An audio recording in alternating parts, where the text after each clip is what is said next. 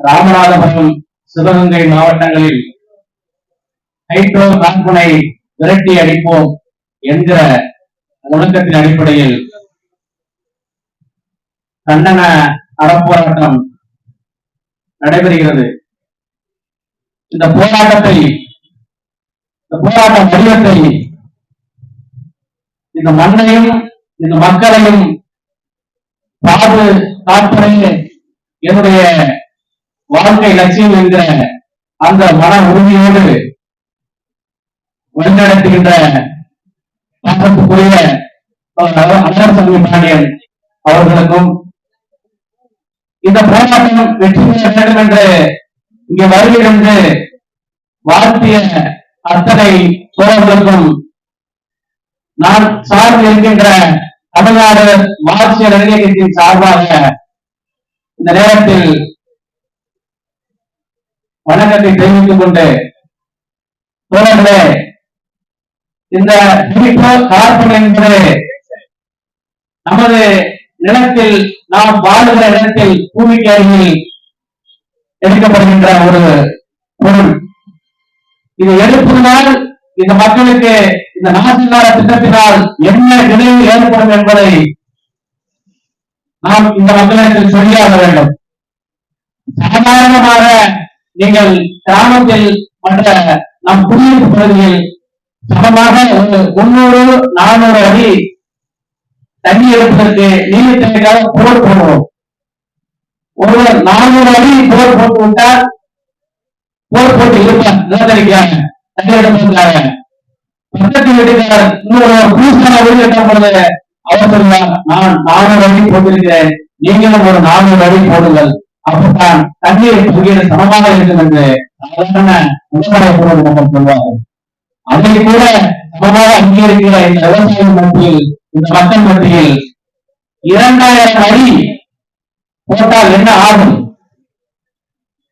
அப்ப ஒட்டுமொத்த இந்த மக்களுடைய வாழ்விலும் பாதிக்கப்படும் என்பதை இன்னும் எனக்கு பின்பு பேச வரக்கூடிய அதை அறிவியல் பூர்வமாக சொல்லுவார்கள். ஒரு செய்தி மட்டும் நாம் கண் முன்னாடி இருக்கிறது. இந்த 40,000 திட்டம் என்பது நமது 10 மாவட்டமான தென்காசி மாவட்டம் என்று சொல்வார்கள். நாகை, திருவாரூர், கடலூர், தஞ்சை மாவட்டங்களில் இந்த திட்டம் அந்த அரசாங்கத்தால் நடைமுறைப்படுத்தப்படுகிற பொழுது விரட்டி அளிக்கப்பட்ட திட்டம். இந்த மக்களுடைய வாழ்க்கை பாதிக்கப்படும் என்று விரட்டி அளிக்கப்பட்டது. அருகாமையில் நமது பக்கத்தில் அதே போல மக்களை பாதித்த தூத்துக்குடி ஸ்டெர்லைட் ஆலை வேளாண் நிறுவனம் மக்களால் விரட்டி அளிக்கப்பட்ட திட்டம். இந்த மக்களுடைய நல்வாழ்வுக்கு ஒரு குந்தம் விளைவிக்கக்கூடிய திட்டத்தை இந்த பக்கத்து மாவட்டத்து மக்கள் எல்லாம் விரட்டி அளித்து விட்டார்கள். சிறுபான்மை நாம என்ன சொல்றா? ராமநாதபுரம் மாவட்ட மக்கள் என்ன அந்த அளவுக்கு எழுச்சாளர்களா? தெற்கு மாவட்டத்தில் நடைமுறைப்படுத்த முடியவில்லை, பக்கத்தில் தூத்துக்குடி மாவட்டத்தில் ஸ்டெர்லைட்டை அங்கு நடைமுறைப்படுத்தவில்லை. ஆக இங்கு நடைமுறைப்படுத்தலாம் என்று அரசு ஆளுநருக்கும் திட்டமிடுகிறது. தொடர்களே, இந்த நேரத்தில் ஒரு செய்தியை நான் சொல்லுகிறேன்.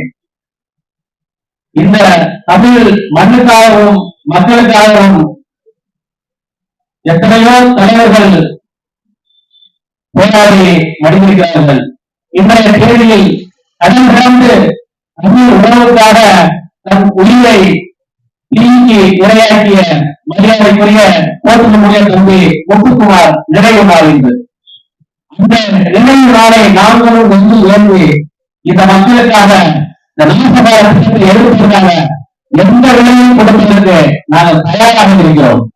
எங்களுக்கு தெரியும், ஒருவேளை தமிழ் வட்டாரத்தில் அதன் காலகட்டம் சொன்னதை போல ஆயிரக்கணக்கான ஏக்கர் நிலங்களை விவசாயிகளிடமிருந்து சத்தமில்லாமல் வாங்கிவிட்டான். அதானி அங்க ஒரு நிறுவனத்தை உருவாக்கிவிட்டான். அதனால் 5000க்கு மேற்பட்ட ஏக்கர் நிலங்களால் அந்த தமிழ் மக்களுக்கு எந்த ஒரு நன்மையும் கிடையாது. ஒரு தீமை நடந்து கொண்டிருக்கிறது, விரைவில் வெடிக்கும். என்ன செய்கிறான்? அந்த சோலார் பந்துகளை கழுவுவதற்காக நான் ஏற்கனவே சொன்னது அந்த பகுதி விவசாயிகளால் நிலக்கரிகளையும் அந்த 400 அடி 300 அடி போர் போட்டு வாழ்ந்துகிட்டு இருந்தான். இன்னைக்கு அவங்க 1000 அடிக்கு கீழே போர் போட்டு தண்ணி ஒதுக்கிட்டு இருந்தான்.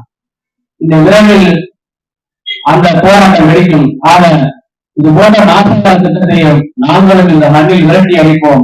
விரட்டி அடிப்பதற்கு எந்த விலையும் கொடுப்பதற்கு எங்களுக்கு முடியும். அதை நாங்கள் செய்து காட்டும் என்று சொல்லி உடனடியாக இந்த திட்டத்தை மத்திய மாநில அரசுகள் வாபஸ் வாங்கி இந்த மக்களுடைய வாழ்வாதாரத்தை பாதுகாக்க வேண்டும்.